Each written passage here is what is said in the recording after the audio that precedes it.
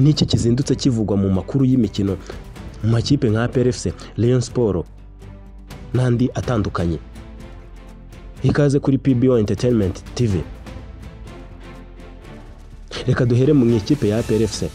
Ronald Sekiganda utegerejwe muri PRFC yamaze gusezera mu ikipe ye ya Sport Villa. Umunya-Uganda ukina hagati mu kibuga Ronald Sekiganda yasezeye kuri Villa yari yabereye kapiteni mbere yo gutangazwa nk'umukinnyi mushya wa PRFC yasinyiye imyaka 2. Yamaze gusinyira ikipe muri Werurwe. Sekiganda ukina imbere y'abamyugariro amaze igihe yarumvikanye na PRFC kuzayerekezamo.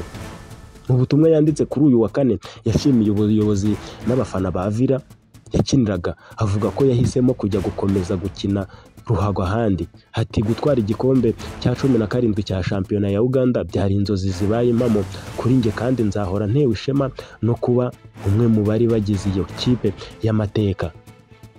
Urukundo n'ishyaka biranga Villa bizangumamo aho nzajya hose, niko yatangaje Ronald Sekiganda. Abafana ba APR mukomeze iri zina murisubiremo, murifate muryandika ahantu. Ronald Sekiganda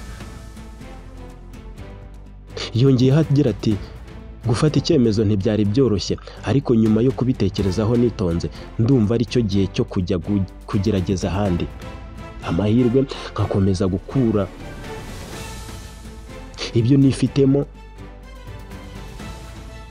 nkabigaragariza abankurikira mu gihe ndi mu kibuga. Ngomba gukomeza gukura nk'umukinnyi.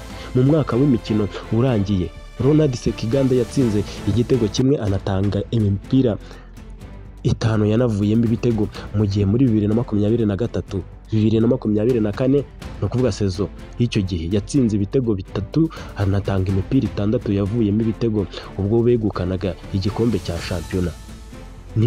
Ni mu gihe kandi kuba atabona ibitego byinshi cyangwa ngo atange imipira ivamo ibitego myinshi byose binaterwa n'umwanya akinaho. Uyu mukinnyi usanzwe hamagarwa mu ikipe y'igihugu ya Uganda Cranes yakiniraga Villa kuva mu mpeshyi za 2020, aho mu mikino 69 ya shampiyona yagaragayemo yatsinze ibitego 5. Muri Uganda Cranes yatangiye guhamagarwa muri 2024, yakinnye imikino 12 muri iyi kipe y'igihugu ayitsindamo igitego kimwe, atanga imipira yavuyemo ibitego. Uyu si umukinnyi usanzwe, kuko umukinnyi uhamagarwa mu ikipe ya Uganda bijyanye n'abakinnyi baba muri iki gihugu ndetse n'abakinira hanze yacyo ntabwo aba ari umuntu woroshye. Sekiganda yari mu bakinnyi kandi bagize uruhare mu gufasha Uganda kubona itike y'igikombe cya Afurika kizabera muri Maroc mu mpera z'uyu mwaka, ikaba itike u Rwanda rwaburiye munsi y'urugo. Reka twerekeze mu yandi makipe ikiri kuvugwa muri Rayon Sport. Nuko hari kuvugwa uruntu muri iyi kipe. Mbere yuko nza kugaruka kuri transfer ziri kuyivugwaho, reka mbanze mvuge kuri iki kijyanye n'uruntu. Ni nyuma yuko babuze igikombe cya shampiyona muri uyu mwaka cyatwawe na PRFC. Umwuka mubi ukomeje gututumba mu nzego zitandukanye za Rayon Sport nkuko byandikwa n'Igihe. Ibi kandi byatumye komite ngenzuzi y'iyi kipe yandikira inama y'ubutegetsi y'umuryango na komite nyobozi yawo isaba ko haterana inama y'inteko rusange bitarenze uku kwezi. Ni inteko y'igitaraganya igamije kwigira hamwe ingamba zo gukemura ibibazo biri mu miyoborere n'imari mu rwego rwo kwirinda gushyira umuryango mu kaga. Amakuru ahari nuko muri iki gihe kigura n'igurisha uyu mwaka mubi wiyongereye cyane kubera ibice biri muri iyi kipe aho bitari guhuza mu buryo bagomba kubikoramo. Ibi bijyanye no kugura ntabwo bashobora kubyumvikanaho muri iyi minsi. Hari igice gishyigikiye Muvunyi Paul uyobora urwego rukuru rwa Rayon Sport, hari n'ikindi gice gishyigikiye perezida w'umuryango wa Rayon Sport Twagirayezu Tadeyo, n'ikindi gice gishyigikiye Bwana Muhirwa Prosper akaba ari vice perezida w'umuryango. Biravugwa ko iki gice cya Twagirayezu kitumvikana n'ikiri ku ruhande rwa Muhirwa Prosper Ku bijyanye no kugura abakinnyi, igice cya Muvunyi bivugwa ko cyifuza Muhirwa Prosper ko ari gukomeza kubagura, cyane ko ari nawe waguze umutoza Afamia Lotfi, umwe wavuye muri Mukura yavuye muri Mukura Victory Sport. Gusa ngo uyu mutoza yajyanywe muri iyi kipe perezida wayo Twagirayezu Thaddée atabishaka. Abareyo mwumve, umutoza yaje mu ikipe perezida atabishaka, bivuze ngo mu kumugura ntabwo byaganiriweho, aho bikekwa ko ari nayo mpamvu atabonetse mu muhango wo kumwerekana. Si ibyo gusa, kuko nyuma yaho Lotfi agizwe umutoza, amaze kugirwa umutoza byahise binavugwa yuko yifuzaga Habimana Hussein usanzwe ureberera inyungu za Lotfi ngo yazagirwa umuyobozi wa tekinike. Nubwo uyu mugabo Rayon Sport itamukozwa, we yatangiye kuganiriza abakinnyi batandukanye, aho ku ikubitiro yabwiye Rushema Claes wa Mukura ko iyi kipe ya Murera yifuza kumuha miliyoni 15 akayerekezamo, maze abariyo nyirizina yari yatumye kuganira n'uyu myugariro hakubiswe n'inkuba ubwo bamubwiraga ko bifuza kumugura miliyoni 10 z'amanyarwanda, maze abasubiza ko yabwiwe ko azahabwa 15. Kugeza ubu kandi Rayon Sport imaze kugura umukinnyi umwe, ariwe Musore Prince yakuye muri Vitaro y'iwabo i Burundi. Uyu myugariro w'inyuma ku ruhande rw'ibumoso yaguzwe na perezida Twagirayezu Thaddée, aho yamwishyuye miliyoni 5 amusigaramo izindi. Bivugwa ko igurwa rye ritishimiwe n'akanama kashyizweho ko kugura abakinnyi karimo perezida Twagirayezu Thaddée wagashinze, Gacinya Chance Denis, Irambona Eric na Famia Lotfi. Andi makuru avuga ko Paul Muvunyi nawe na Muhirwa Prosper ngo badashyigikiye perezida Twagirayezu, ndetse ngo uyu mwuka mubi ushobora no gusiga yegujwe ku nshingano. Twagirayezu Thaddée ntabwo arabasha kugira icyo abivugaho, kuko na telefone ye ntabwo arabasha kuyitaba. Ariko iki nicyo kiri kuvugwa muri Rayon Sport mbere y'uko twinjira muri zindi transfer twari tugiye kuzibagezaho. Reka twerekeze mu bya transfer tudatinze, si muri Rayon Sport gusa kuko n'ahandi ziravugwa. Amakipe yo mu Rwanda akomeje kwiyubaka yitegura umwaka w'imikino wa 2025-2026. Iyo ugereranije uko imyiteguro yagenze muri shampiyona y'umwaka washize nuko biri kugenda mu kwitegura iyi sezo ya 2025 na 2026, urabona ko amakipe yabashije guhumuka, akaba yaratangiye gukora iki gikorwa kigura n'igurishwa ry'abakinnyi hakiri kare. APR na Rayon zizakina amarushanwa nyafurika, ibyo byo n'uruca abana zimaze iminsi ku isoko, mu gihe andi makipe nka Mukura, Polisi nazo zatangiye kurambagiza abakinnyi ku isoko. Rero dore ibyavuzwe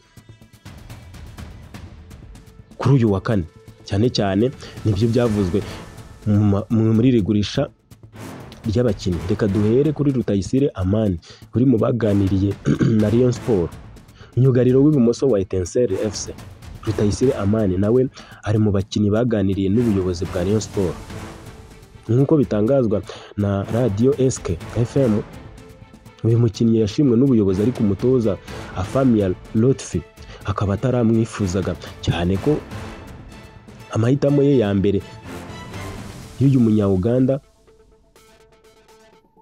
amahitamo ya Lotfi ubundi ngo yari y'umunya-Uganda Nicolas Mwele ukinira Buru FC.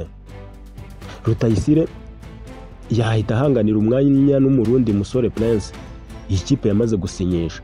Uyu we namugarutseho, ni mu gihe Gikundiro iheruka gutakaza bugingo Hakimu wagiye muri APR FC, ndetse ikaba idateganya kugarura Ishimwe Ganijuru Eri wari waratijwe muri Vision FC. Ubwo nze y'u Rwanda Jihad mu mibare ya Rayon Sport nawe yahise yinjiramo, umunyezamu akaba na kapitene wa Kiyovu Sport. Nze y'u Rwanda Jihad Rayon Sport yamutekerejeho kuko iheruka gutandukana n'umunya Senegal Kadim Ndiaye wasoje shampiyona nabi. Rayon Sport ifite umurundi Ndikuriyo Patient nk'umunyezamu w'umunyamahanga na Mugisha Yves nk'umunyezamu wa gatatu, ariko ngo ikeneye umunyezamu w'umunyarwanda.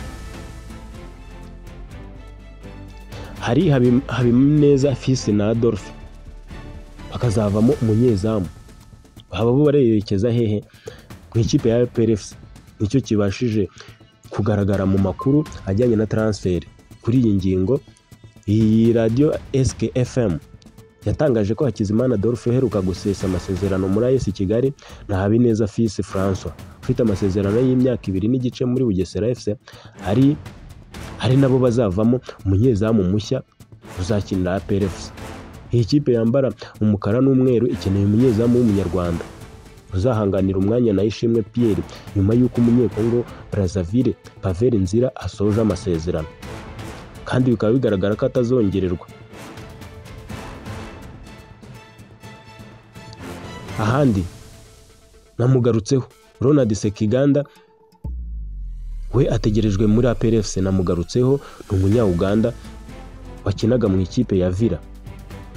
Ubu sinongera kumugarukaho, ahubwo reka tujye ku witwa Clement Rubonekana n'iyo mugabo Claude. Cyamaze gutangazwa ko ubuyobozi bw'ikipe ya APRFC budakozwe ibyo kurekura abakinnyi bayo bakomeye bifuzwa n'amakipe atandukanye. Nige na Clement we aravugwa ko Pyramide yo mu Misiri umushaka Ruboneka Bosco na niyo mugabo Claude bakavugwa ko Azamu yo muri Tanzania nayo ibifuza. Bivugwa ko impamvu yatumye bava mu Rwanda ari uko baba bagiye mu makipe arenze urwego rwa PRFC kandi yamaze kwishyura neza, niko bivugwa.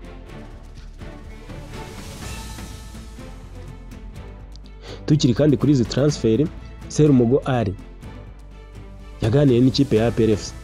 Myugariro w'iburyo Serumugo Ali usoje amasezerano muri Rayon Sport arayicitse, ari mu bakinnyi bavugwa mu biganiro na PRFC. Iyi kipe y'ingabo z'igihugu yifuza uyu mukinnyi wazahanganira umwanya na Byiringiro Gilbert akunze kwita Kagege. Serumugo yiyongereye ku bandi bamaze iminsi bavugwa barimo Umurenga Fitina ugifite amasezerano y'umwaka muri Rayon Sport n'Uwumukiza Obed ugifite umwaka muri Mukura Victory Sport. Mu gihe APRFC ejo nanone havuzwe amakuru y'uko yifuzaga umunya-Uganda ukina hagati asatira izamu.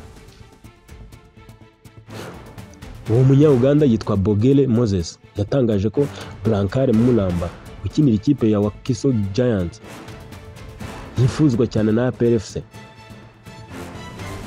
Bogele Moses ni umunyamakuru wo muri Uganda. We niwe watangaje ko uyu Blancare Mulamba agomba kuza muri APR.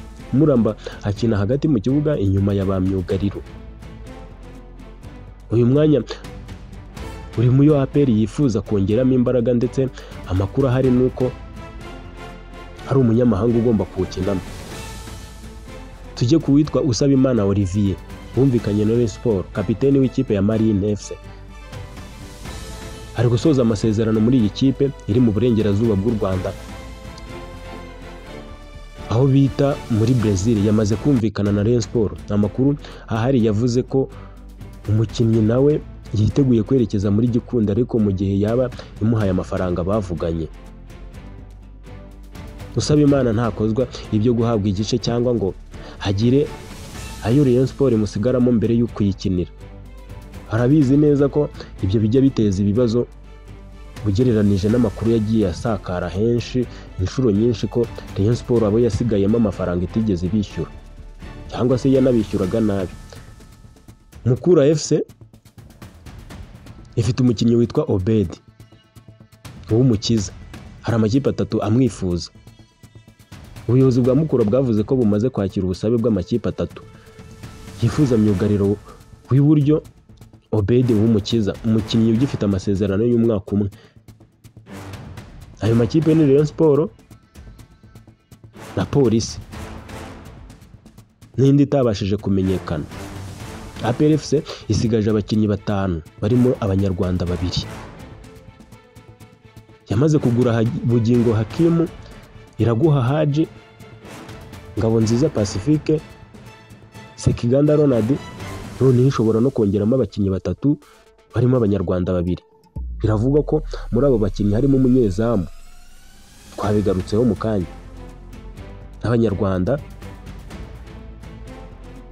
ni umunyezamu, myugariro w'iburyo, bombi b'abanyarwanda. Kandi Rayon Sport tuyigarutseho, hari umunyagana yifuza witwa Samuel Pimpongo. Samuel Pimpongo asatira izamu anyuze ku mpande. Bivuga ko uyu mukinnyi wari watijwe na Mukura Victory Sport muri KF Shiloka yo mu cyiciro cya 4 muri Albania, hari mu bo umutoza Afamia Lotfi yifuza ko ubuyobozi bwamugurira.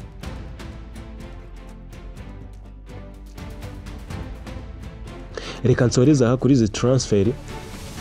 Amakuru yo nakagaruka, nge mwumvaga nitwa Paul Beri. Ndabashimiye. Ciao.